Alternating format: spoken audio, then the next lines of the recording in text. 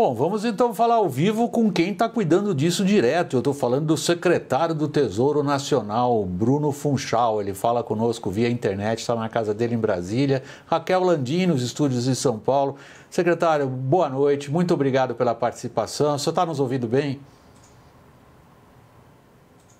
Ouço bem, William. Boa noite, Raquel, os telespectadores. Então vamos lá, vamos à nossa conversa. O ministro acabou de dizer, foi repetido hoje durante o noticiário, que no caso de uma segunda onda, prorroga-se o auxílio emergencial. Temos espaço fiscal para isso? Bom, William, acho que a primeira coisa que a gente tem que fazer é olhar para os dados, né? Como foi bem falado, a gente está tendo primeiro uma recuperação da economia, né, bastante forte. A gente tem uma redução do contágio, a redução de mortes. Então, acho que essa é a boa notícia, tá? A partir disso, ou seja, qual é o nosso primeiro plano? É trabalhar no conjunto de reformas para que a gente tenha a continuidade dessa retomada e retomada dos empregos e da geração de renda. O que o ministro fala de um potencial, se vier uma segunda onda, a gente teve um aprendizado ao longo desse ano, não só nós, mas também os estados, né? As pessoas em geral. Então, a gente vai aproveitar esse aprendizado. É claro que o espaço fiscal é muito reduzido e ser mais eficiente se ocorrer uma segunda onda. Raquel? Secretário, no começo do próximo ano, nós teremos que refinanciar uma dívida que é o dobro da que rolamos neste ano. Fala-se em dificuldades, o mercado está preocupado. Nós temos como fazer isso? Claro, sim. O nosso planejamento, o nosso plano de financiamento, né, a gente já olha para chegar no final do ano de 2020 com um colchão de liquidez bastante robusto, ou seja, olhando pelo menos para os primeiros 3, 4 meses do ano de 2021. Além disso, a gente tem outras ações que podem reforçar o nosso colchão de liquidez.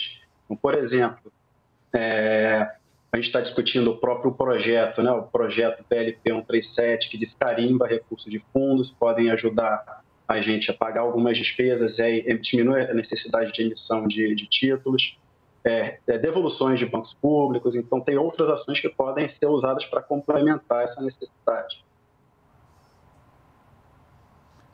Secretário, entre as operações às quais o senhor se refere, está, por exemplo, a transferência de dinheiro do Banco Central para o Tesouro Nacional.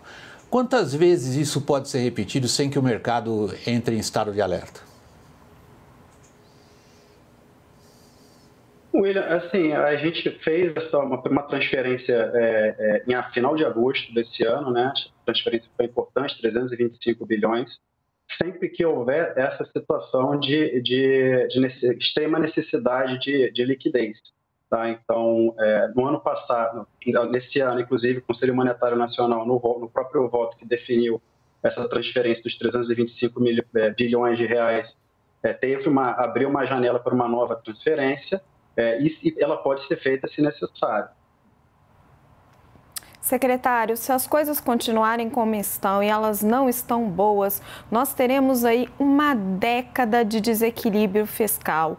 Até quando o senhor acha que vai a paciência do mercado, que é quem financia essa dívida?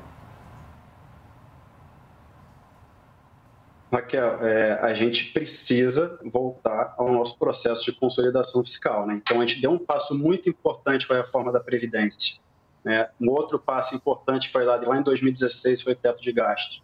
Então, a gente precisa reforçar o teto de gastos e é por isso que tem essas reformas importantes que precisam ser votadas, PEC emergencial, PEC do Pacto Federativo, isso olhando para o lado fiscal, tá? Que é importante justamente para manter juros baixos.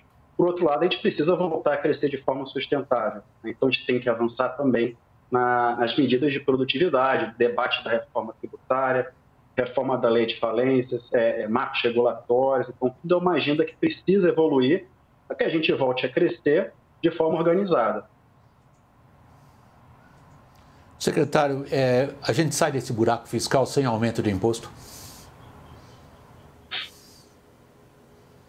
William, o grande problema de aumento de imposto, eu prefiro olhar pelo lado da despesa, né? Eu acho que a gente está com uma grande chance de olhar a despesa, a gente gasta R$1,5 trilhão de reais, né, todo ano, que é o tamanho do nosso orçamento, e a gente precisa avançar, dar um passo à frente e melhorar a qualidade do gasto. Então, eu prefiro olhar nessa reorganização pelo lado do gasto.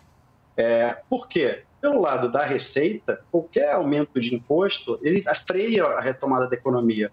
Então, não é uma boa forma da gente fazer esse processo de consolidação fiscal. A melhor coisa é olhar pelo lado da despesa.